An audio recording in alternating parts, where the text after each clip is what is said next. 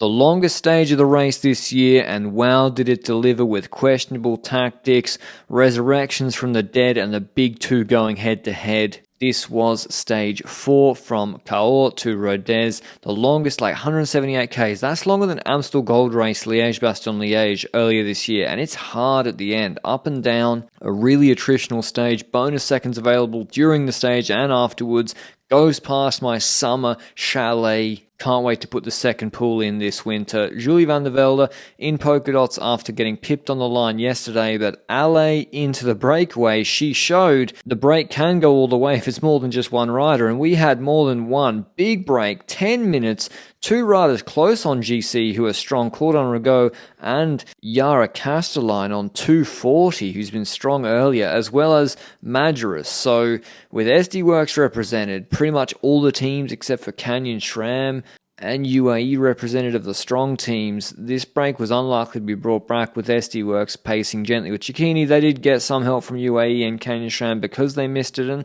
they brought the gap down a little bit before the first major climb. It was down to 7:46, and because the break was so big, because most of these riders just want to win the stage, they don't care about Cordon Rigaud's GC position. So once it gets to 10 minutes, people start skipping turns, hiding a little bit. But back in the GC group, strange things from SD Worx. Bredevold attacks. Now, just to give some context if you're new to women's cycling this year, Demi Vollering did the triple this year in the Ardennes. She won Amstel, Flèche and Liège, but then lost love well to the most important GC battle between her and Van Vleuten this year. I thought they would go full gas with pacing for her on this stage, but they attack with Bredevold. She's marked by Balsamo, and then Kopecky attacks from the group, and it is sort of making the race harder, I guess, because people are chasing her, diagonal, but she's got Neuviedoma on the wheel.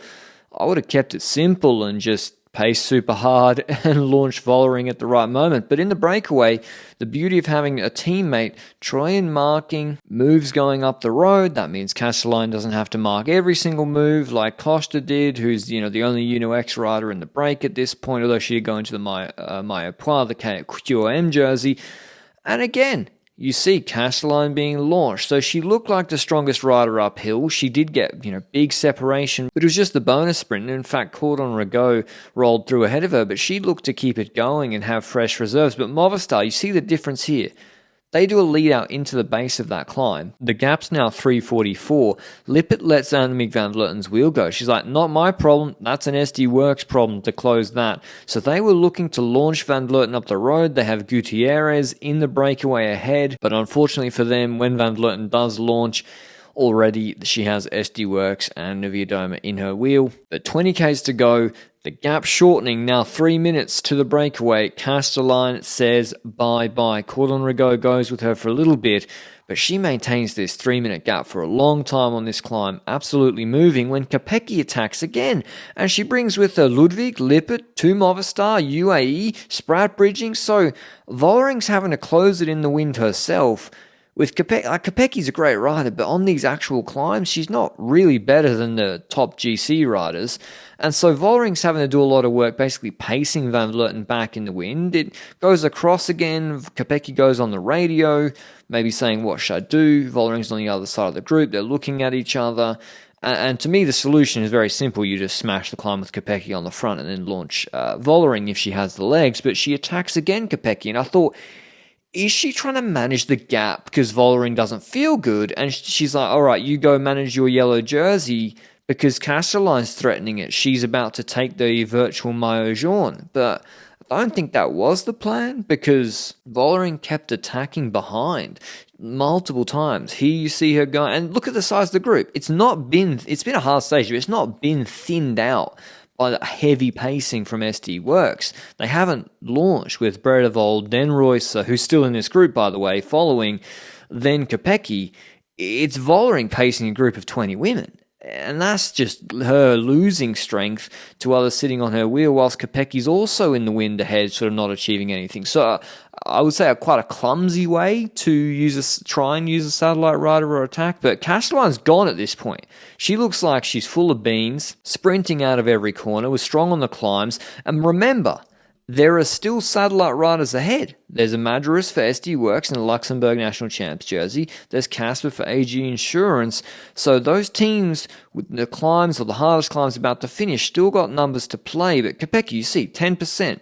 This climb, 1.1 Ks left. These are hard climbs, and it kicks off again with Movistar cooking something up. They've dropped Gutierrez out of that breakaway with Madras and Casper. She's been recovering a bit whilst Kopecky goes past her. And the plan of Movistar became very clear when Annemiek van Vleuten attacks across with the motos in the way to Gutierrez, whilst sort of Kopecky has no idea what's going on behind her. And yeah, Gutierrez, this also was a little bit, I'm not sure it worked out the best way for Movistar, because Gutierrez was almost too fresh and was dropping Van Vleuten off the wheel, which kind of sent a signal to Vollering that Van Vleuten was struggling a bit, because as I said at the start of this show, Vollering is the punchier rider. She won the Ardennes Triple. This is her terrain, and Gutierrez, Movistar kind of exposed themselves, maybe attacking a perceived weakness of Vollering that wasn't actually there. It was just the Kopecky, who's dropped, by the way, right now.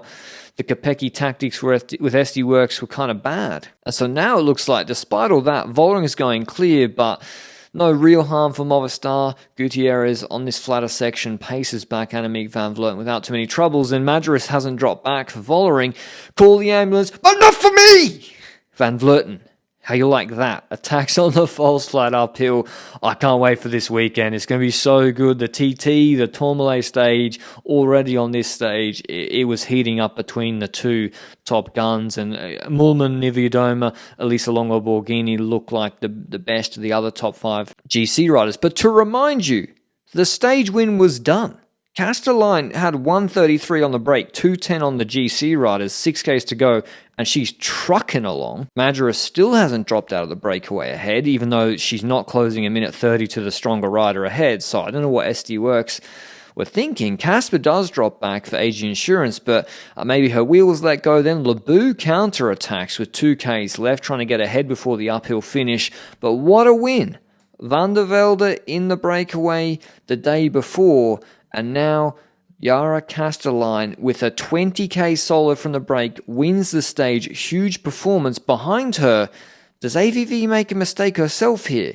With the punchier Vollering, shouldn't she want all the bonus seconds to be hoovered up? And by her attacking early, 500 to go on this climb, Vollering follows her.